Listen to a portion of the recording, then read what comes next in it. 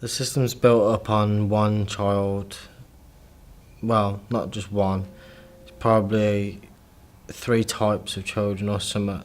I don't really know, but to me, it's personal, individual, and unique. You don't just have one child in the care system, you have over 200, and they're all unique. Yeah, this big challenge like between living independence and living with foster care. Because when you're living in foster care is, you're not managing yourself, you're not cooking yourself. So it's big different.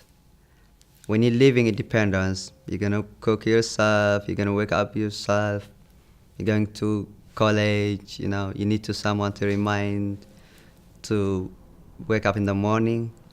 For example, when you need to college. I was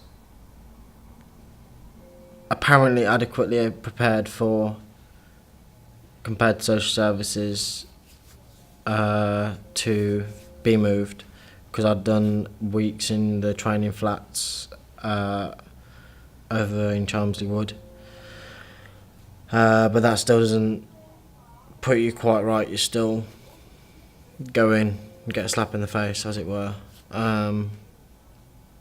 because you don't realise how hard it is to do it week in, week out, day in, day out, to budget all your money, to get all your food, to clean everywhere, to keep your routine.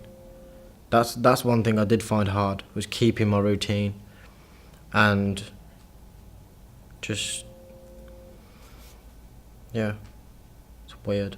It's a weird transition. Yes and no.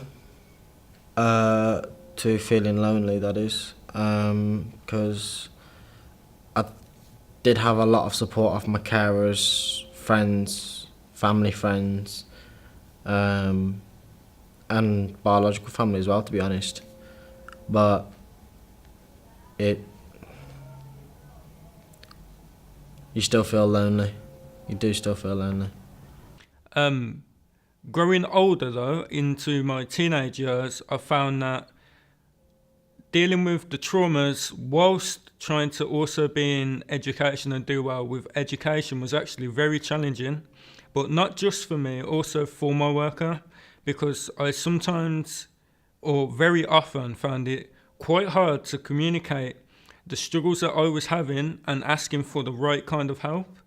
And I feel that this was because I had multiple social workers during my time in foster care, which meant that every time I had a new worker, I had to get to know them and bond with them. And sometimes the trust wasn't strong enough for me to actually be myself and explain or ask for help. I feel like children and young people in care need somebody who they can trust and they're comfortable with. Otherwise, it's very hard, especially when dealing with traumatic events, emotional events, or just life itself, to ask for help or admit that they don't understand or get something, especially when it comes to life skills. It's very hard for me to look towards the social services and admit that I need their help when I felt like they had made me a lot of promises which they had fallen through on, and I'd lost my trust with them. And I think that is of the most importance, because if the communication breaks down and the information that's being passed from the young person and the placement to the authority isn't accurate, how can a social worker or a PA do their job? Also, if the way in which the PA or social worker has to help me does not suit the needs of the young person, then it's even harder for that help to be dripped through or given. Being a social worker in the child asylum and 16 plus team, I think what I enjoy the most is the age group. I've been doing this now for around 9-10 years or so, and I feel like I found the niche market. This is the market which, when I say market, essentially where I'm saying is the group of young people that I enjoy supporting. I feel that they were exciting times for me as a teenager growing up. And I know that as well as being a teenager, you know, and there's positive side, there's also other sides of it as well, which, you know, I feel like hopefully with my experiences or what I've learnt along the way, I can then pass on to young people. The way that I would receive support would have been better if it was from peers or a community of young people that are going through similar issues and have similar needs or wants growing up, as I wasn't really looking towards the governing body of the social services to give me that kind of advice. And even if they did, I don't think it was as effective, just because me as a young person, I would have received it better from peers rather than an authoritative body, just because of the way that I felt at that time. So I feel like the service was good, but there were things that could have been changed or could have been put in place that may have made it easier, more effective, or more accurate. Peer mentoring, when I was younger, would have helped me a lot. Possibly not a female one, a male one would have been a lot better for me. A support group, possibly with people who are more like me, been through similar situations than me. Better communication between the whole of the social services. But yeah, I can't really say much because I had a lot of support. Another additional thing is in regards to technology. I think that there's so much more that we could do and utilise to garner that voice of children and young people and their lived experience that we're just not taking full advantage of. And that's something that's really come out of today, really. And young people have given us different alternatives to that, which I'm going to take back to the Children in Care Council, and that's something that they can further explore and become a part of. For me, that's an interesting question. What would make it better? Paperwork, less paperwork.